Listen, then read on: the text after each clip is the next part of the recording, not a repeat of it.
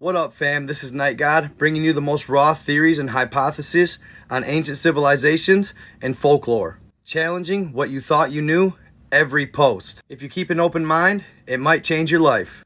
So do me a solid, smash that subscribe button, hit the thumbs up, and hit that bell to receive notifications for every time I post. Prepare to have your mind blown. History of the Annunaki, Atlantians, and Lemurians. In the early 1800s, archaeologists began to uncover a bunch of ancient Mesopotamian tablets. Ancient Mesopotamia, which is modern-day Iraq, housed some of the oldest civilizations in history, the Sumerians, Babylonians, Assyrians, and the Akkadians. And what these tablets said will blow your mind. One of the most popular translations to date is that of Zecharia Sitchin, author and researcher who wrote the book The 12th Planet. Based on his translation of the tablet, he believed an ancient alien race known as the Anunnaki left their planet Nibiru because the atmosphere was burning up. Sometimes called Planet X, Nibiru would rotate around the Earth and get close to us every so many thousand years. So as they passed Earth almost 500,000 years ago, they left their war-torn planet and jumped to Earth. They did this in search of gold because they believed it would replenish their atmosphere. When the Anunnaki first got here, they landed in the ocean, but established a place called Eridu on land. Eridu translates to home far away. That leads me to believe they established their base in Antarctica, pre-Ice Age. Here's Africa, here's Antarctica. Check out the pictures of this recently discovered map of Antarctica with no ice. After establishing their base in Antarctica, the Anunnaki started their gold mines in South Africa.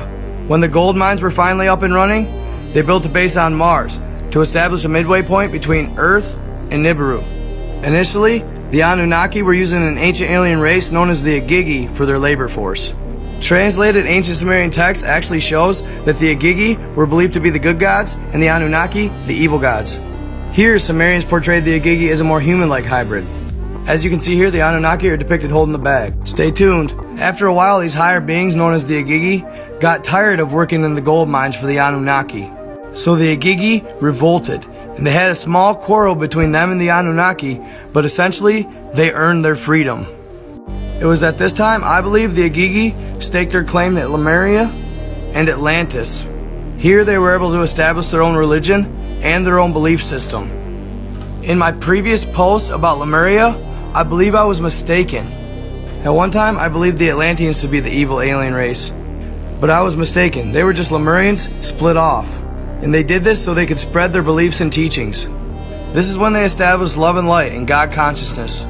As a result of the revolt, the Anunnaki now need a new workforce. So they genetically engineer their own primitive slaves, known as humans. We began work for them and treated them as gods. 4. Notice here, the ancient Sumerians actually depicted the Anunnaki oftentimes as eagles or a reptilian race with wings. And another race mistaken for Anunnaki, but they're Lemurian. Here would be a depiction of an Anunnaki being. See, we used eagles because we didn't realize what reptilians were yet. Here, hybrid alien, Lemurians. I have a theory that the Anunnaki were actually the Draconian race of aliens. Draconians are known to be more aggressive. They're known to be a warring faction. Captain K even said at one time that the Draconians were responsible for attacking the US while on Mars. This was as recent as the 80s or 90s. It is translated in ancient Sumerian writings that the Agigi are beings of light. It has also been translated that the younger race of Lemurians overthrow the Anunnaki and the Draconians, sending them to the underworld for their crimes.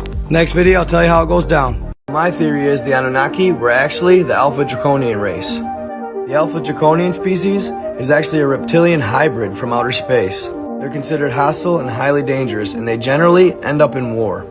According to the Sumerian tablets, the Agigi left the gold mines, and in place the Anunnaki created humans to work in them. And as soon as the Anunnaki actually successfully created these primitive beings called humans, they began attempting to create a hybrid race by breeding with human women. They tried many different scenarios, but they could not successfully breed from Anunnaki to our women. So eventually, they had a male from the human race breed with an Anunnaki female.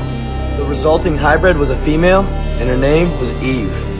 This is important because it allowed Adam and the serpent to both breed with Eve. After the male human bred the Anunnaki female and got Eve, a whole new door for genetic modification opened. In the past, I've seen the Anunnaki actually represented using snakes. By creating Eve as a hybrid, it allowed the reptilians to be able to breed with her and Adam. This would result in them making a mark on our DNA for as long as we live. In the Bible, Cain and Abel are most talked about, but there's actually a third son, Seth. I believe Cain to be the son of the Annunaki crossbreed or the reptilian race. This is why God actually favored Abel instead of Cain, because he knew Cain, based on his heritage, was bound to be evil. This actually turns out to be the case because Cain takes Abel into a field and murders him because he's the favorite. As a result of Abel's death, God blessed Eve with another son, Seth. And Seth the Lemurian continued. After Cain murders his own brother Abel just for sheer jealousy, God answers Eve's prayers and sends her Seth. Now Seth, I believe, could possibly be a Lemurian hybrid or an Atlantean human hybrid at the time. Though Adam is his father, there was a point where Adam and Eve were kicked off the island. And those of you that don't believe it, read this. Adam had up to 10 sons, Eve had up to 18 daughters. So without a doubt, there's going to be multiple variations of our species and different genetic makeups. During the entirety of this, the gold mines are up and kicking. But after a couple hundred years, they're starting to hear words of unrest among the people. After a while, they also grew tired of being slaves too.